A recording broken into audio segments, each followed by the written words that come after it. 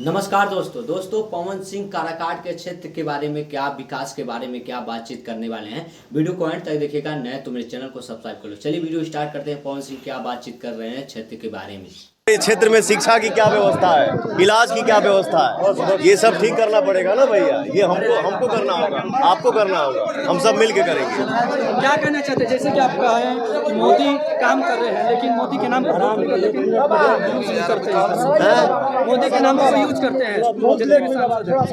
क्या लगता है मोदी विकास कर रहे हैं? भाई हमार, मैं अभी आपसे पहले यही बात बोला कि मोदी जी हमारे आदर्श हैं।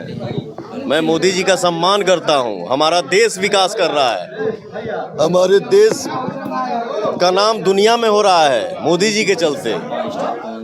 लेकिन हमारे गाँव में क्या दिक्कत भाई, हमके देखे के पड़ी ना। संतोष सिन्हा जो बिहार के मंत्री, उन्होंने कहा है कि वो क्या करेंगे, उनको तो राजनीति के बारे में हमारे कान में एगो शब्द आयल है कि पवन सिंह जीतला के बाद अमेरिका इंग्लैंड चल जाइए।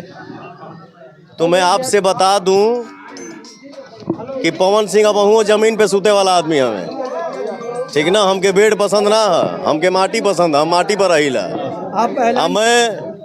मैं इस गांव का बेटा हूँ, इस माटी का लाल हूँ।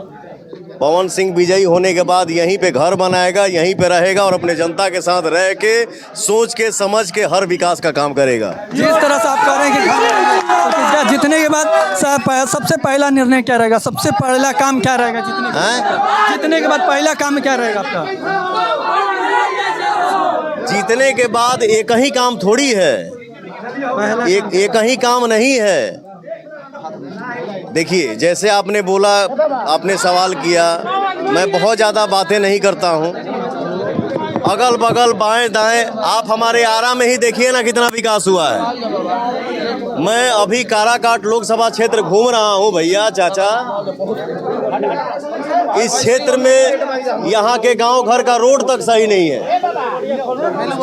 तो मैं सिर्फ यही कहूँगा अपने जनता जनार्दन से, अपने भगवान से, कि सबको मौका मिला है। मौके का रिजल्ट क्या मिला है, इस बेटा और भाई को भी मौका मिले।